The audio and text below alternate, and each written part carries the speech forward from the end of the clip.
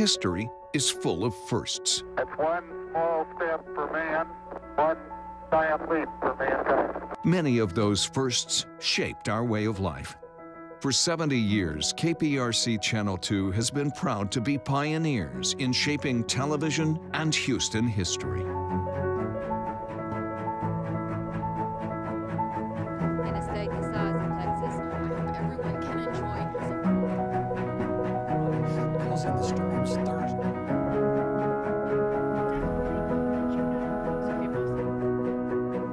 Minutes before 9 o'clock, the crew's here telling me. This is the first time alone they highlighted. Let's see the sum of your pay. Isn't it good to work for a place that has a sense of history? And indeed it is. See, taking the president from Spring to College Station following.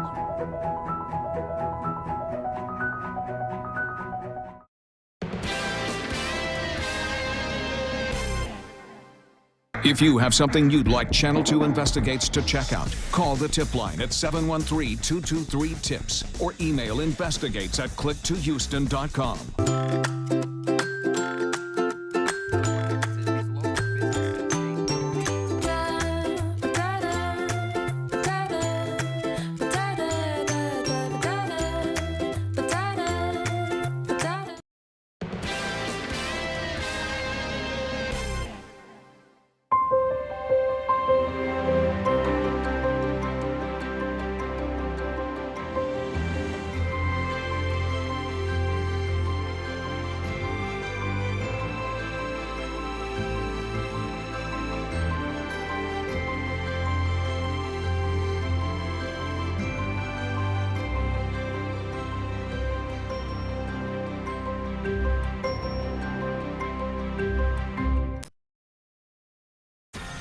Live from KPRC, this is Channel 2 News at 4.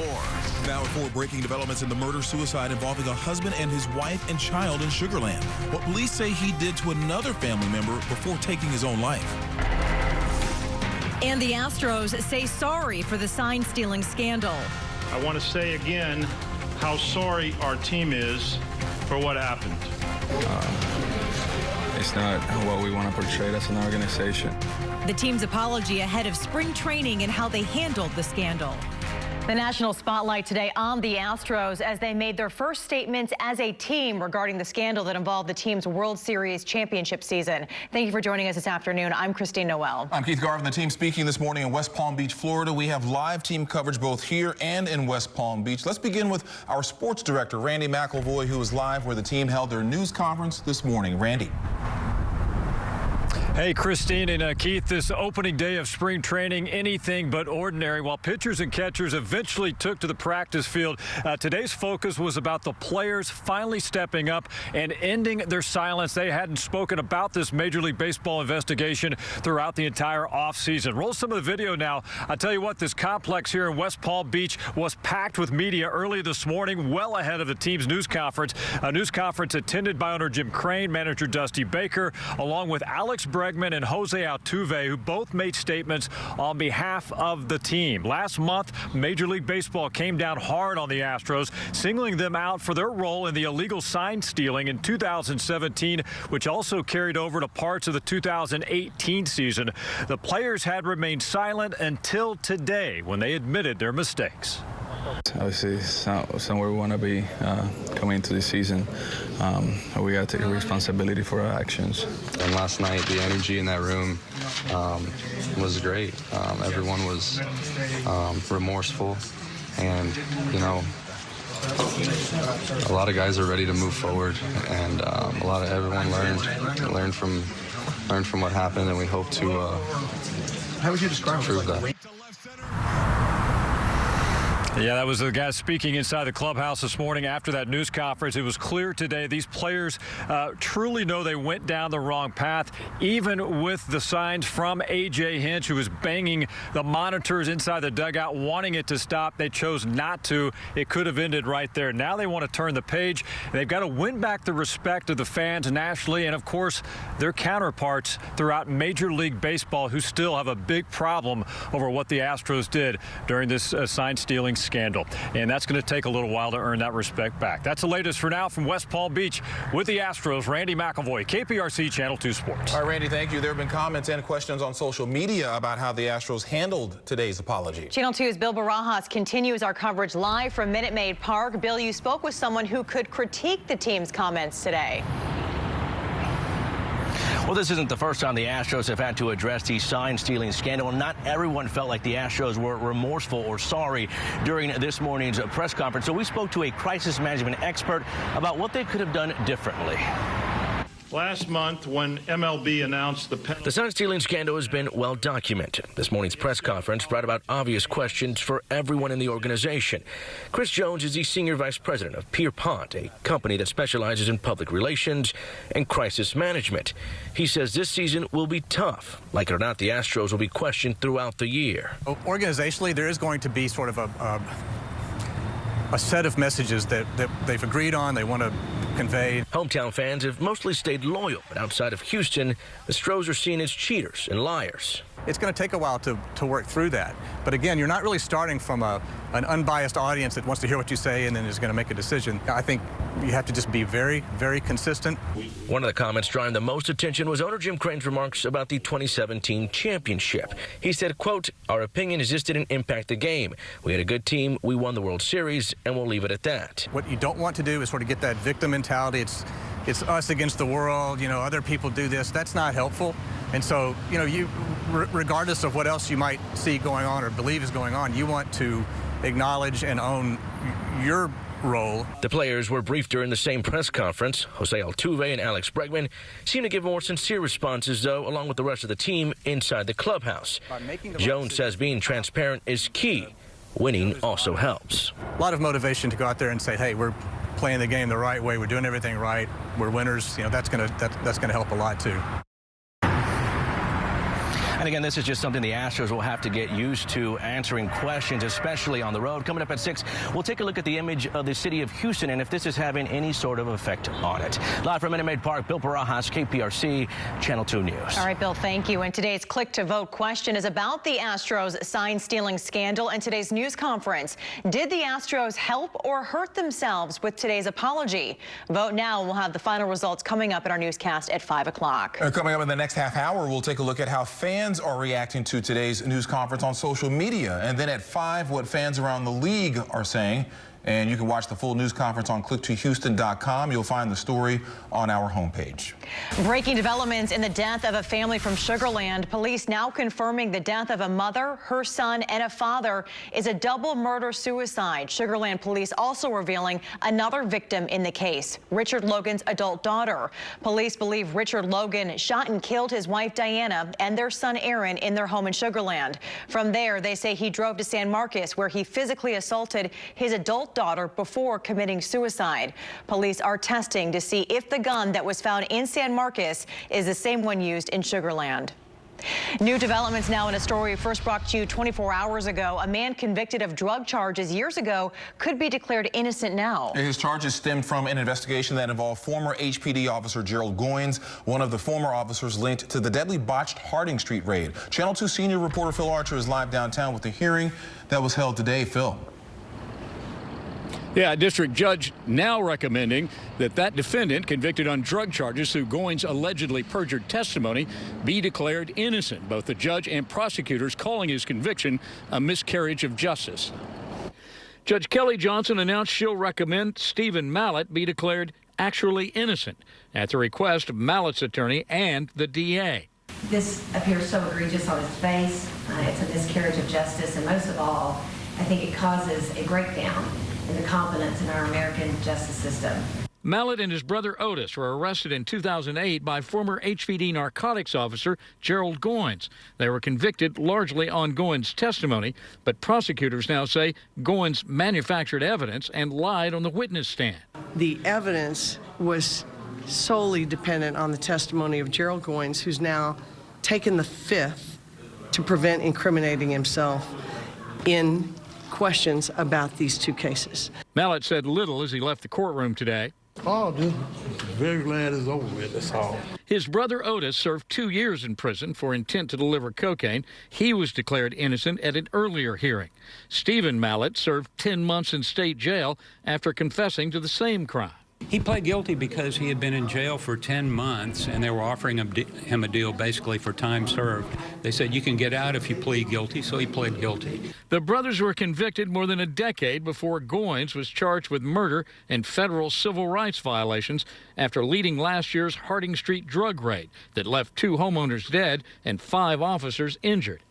Now prosecutors are reviewing 441 cases filed by Goins since 2008 that led to 263 convictions involving 234 defendants. The recommendations to overturn the Mallett brothers' convictions now go to the Texas Court of Criminal Appeals, which will make the final determination. Reporting live downtown, I'm Phil Archer, KPRC Channel 2 News. Phil, thank you. An arrest has been made in a deadly shooting at a busy shopping plaza in Conroe. This man, 19-year-old Wayman Nicholas Jordan Jr., is behind bars this afternoon, charged with capital murder and aggravated assault with a deadly weapon. The shooting happened at the Riverbend Station Shopping Center off the North Freeway near South Loop 336. In total, 3 people were shot. 2 did not survive. They have been identified as 20-year-old Devin Rash and 20-year-old Ryan York. The victim who survived the shooting is in the ICU and has not yet been identified. Police believe this violent encounter was a drug deal gone wrong. We have new details on a developing story in Rosenberg. We now know the name of the worker who was killed when a trench collapsed yesterday. Police say 32-year-old Rigoberto Gonzalez was one of 2 workers who were inside of the trench near FM 2218 and Bryan Road when that collapse happened. Gonzalez was trapped and first responders tried to save him, but he didn't make it. What caused the collapse is under investigation. Now to Decision 2020. Houston Mayor Sylvester Turner says former New York Mayor Mike Bloomberg has his vote. The mayor announced his endorsement this morning on Twitter, writing in part, "We need a president who knows how cities run and who will help create economic opportunity for all." Bloomberg is expected to be in Houston tonight to campaign and launch Mike for Black America, his newest initiative to engage Black Americans on key issues. A full day of help today in a special edition of Spencer Solves It. We've been following the progress on a church that was dealing with a leaky roof that needed to be replaced. That church in Liberty County now seeing the progress made thanks to Bill's Brigade and a local roofing company. Yeah, Channel 2's Bill Spencer has been at the church near Cleveland since early this morning and is live now with the latest on the effort. Bill, how's it going out there? Christine, it's going fantastic. I'll tell you, we have set up basically a mobile roofing factory over here in Liberty County. This machine is spitting out perfectly formed sheets of sheet metal, which are then cut to size, and then they're put on top of the roof right here. It's going to form a beautiful new roof for the congregation here. These guys are cutting the metal panels right now. For this group of people, this prayerful, faithful group of people, this is the answer to prayers. The work started early this morning with a crew of more than 10 professional roofers hauling huge pieces of sheet metal that will make up what will become a state-of-the-art, perfectly sealed roof for the church members at the Davis Hill Baptist Church. In fact, the crew at Lessman Roofing and Sheet Metal even brought in a special roll former machine, which spits out perfectly cut metal panels, which are then bolted down to form the new roof. For the parishioners of this church, this means the end of holding Sunday services in a soggy, soaking wet sanctuary, where the water just keeps pouring in. It was pretty bad in the sanctuary. It was leaking when it rained, and the mold got real bad on the ceiling to the point in between the tiles, we had mushrooms growing out of those tiles. Yes, the work is hard, but God is good. And in only a matter of hours, this brand new roof at Davis Hill Baptist is taking shape. Okay, back live right now. You can see the work continues. Still got a lot of work to do. We're going to finish this job up probably tomorrow afternoon around noon. These are members of the congregation, the people who love this church. This is Ed. Real quick, Ed, what do you think about what you've seen all day today? It's amazing. The roof, we know the financial responsibility, and we just ain't able to do it. And we want to thank Channel 2 and the roofing companies and this is our family. This is what we have, and it's grateful to be able to see it go another 50 years. Fantastic. Yeah, this is a $20,000 roof that Lessman Roofing and Sheet Metal is putting on absolutely free for these people. Real quick word with you. What do you think? I am beyond words. I can't even speak how thankful I am to Mr. Lessman and you for helping us to see it grow with my daughter now again. So. Get to raise your daughter in the church. Won't have to worry about the roof falling in on you guys, maybe killing somebody. They have put up with this leaky roof for 4 years now, been praying constantly, and this is the answer to their prayers. God brought us all together here. Reporting live in Liberty County, this is Bill Spencer, KPRC, Channel 2 News. Amazing to see. Bill's Brigade does it again. Yes, Bill, thank you. All right, great roof weather, sunshine. Don't you love it? I have your Valentine's Day forecast you're going to love, too. Mardi Gras Parade Cast, that's coming up for the weekend, and more rain next week. It's all straight ahead in weather. Christine? All right, Frank, thank you. Plus, a new case of the coronavirus involving a patient here in Texas. What we're learning about the new case. And the search for answers after this missing 6-year-old girl from South Carolina was found dead. HEB. You're watching Channel 2, Houston's home for news. New at 4, police have found the body of a 6-year-old girl in South Carolina who disappeared earlier this week. Police in Case say a homicide investigation is now underway in the death of Faye Swetlick, and no arrests have been made so far. Swetlick was last seen getting off her school bus on Monday. In Kentucky, officials say a rock slide caused this fiery train crash this morning. This happened in Pike County in the eastern part of the state. The train company CXS says there was a rock slide over the tracks and the freight train derailed and then plunged into a river. CSX also says the train had 96 cars carrying ethanol.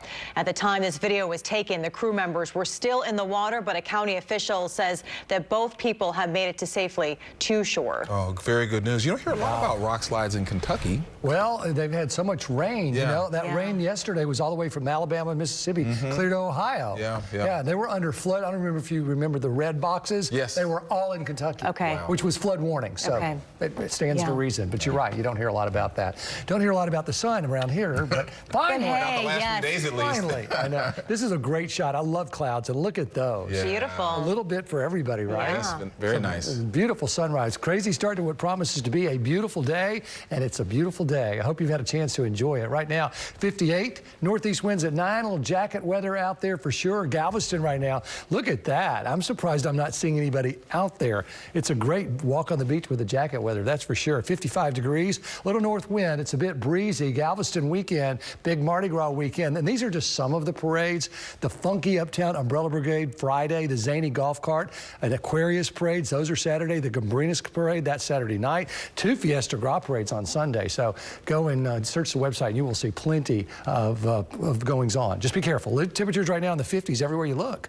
Winds out of the north, 10, 14, 13 miles an hour. It looks like those will calm down a little bit. We have pretty good gusts out there, 20, 21, 16 as we go into this evening. But I think it will stay above freezing, even though it's going to become calmer and it's certainly clear. It's going to be cold, but not looking for any freezing weather unless you're way up around Crockett, maybe in Houston County. Generally 36, 37, 38 at Bush, 42 downtown, 42 at Hobby, and then sunny, a little breezy again tomorrow in the upper 50s. But definitely Valentine's Day looks terrific. 54 at noon for your love brunch, 56 for that flower stop because you forgot to get them, and then 53, dinner for 2 at 7, toast a little champagne at 10 o'clock at night. High pressure's in control. That's going to continue to be in control. It'll start to bring in more of a flow out of the Gulf, so look for some fog by Sunday. Not looking for much rain. Monday, maybe a slight chance at 20%, and then a better chance of rain as we get into Tuesday and especially Wednesday. Look at all that shows up on the model as we go to Wednesday of next week. So your power planner, clear skies into the evening. 50s to 40s, 45 at 11, 43 overnight, then wake up to 36 to 38 degrees. Pretty perfect for the haircast, so that continues. Tomorrow, it's Friday, 58, 66 on Saturday, 72 on Sunday, so a nice warming trend before the next front gets here. That takes us back down into the 60s and the 50s, and then we have another Mardi Gras weekend. So a couple of them, and both of them are looking pretty good. The one that's about to start, just a terrific beginning tomorrow night. Yeah, it looks beautiful. Wonderful. You're the only reason I remember Valentine's, because you have it on the forecast. That's right. I'm glad. I'm here to help. Thank you so much. Yes, We're all just doing the best. He wears a lot of hats, yes. Frank, thank you. All right, still to come, what a new survey shows about Americans hiding their unhealthy eating habits from their significant others. ABC Tonight. Topping our health headlines, adults need to do more to keep their children from being poisoned by prescription pills. About 50,000 kids go to the ER each year for that very reason. The CDC looked at nearly 4,500 calls to poison control centers. More than half of children poisoned by swallowing prescription medicine were able to access it because it was no longer in its child-proof packaging. In other cases, adults would leave the pills out on a counter or drop them on the ground. Are you ever eat anything unhealthy without telling your significant other? Nope, not ever. Not you. Yeah. Not you, A new survey shows more than half Americans actually hide their unhealthy eating habits from their partners. The survey from one poll shows 55% of those surveyed even tried to hide their unhealthy food inside of their home. 77% did say their partner did have a positive influence on their overall life and well-being. Coming up, the new pricey health drink that will soon be available in stores for a cheaper price. Approve this message. A new lawsuit has been filed against e-cigarette maker Juul. The company is accused of buying online ads and websites that directly target teenagers. The Massachusetts Attorney General's office says a year-long investigation contradicted Juul's claims that they never targeted teens on purpose. The lawsuit claims Juul bought ad space on websites for Nickelodeon, Cartoon Network, and 17 magazine after launching its products back in 2015. Juul says it remains focused on working with regulators and public health officials to fight underage use of e-cigs. A new health drink is hitting shelves at Walmart. Yeah, it doesn't sound healthy. It's called Dirty Lemon, but before you could only buy the drinks by text message or online. It was pretty pricey as well. A one-time purchase of 6 bottles cost $65. That's nearly $11 a bottle. But at Walmart, the drink will be cheaper. The drink comes in different flavors like greens, turmeric, and charcoal. Each bottle will now cost $6.99. A 6-year-old girl found a sweet surprise during a trip to the grocery store. Coming up, what she found in the special note that was attached to it. And a 91-year-old man who only works out in his overalls is inspiring others at the gym. I love this. Coming up, the reason why he's become an internet sensation.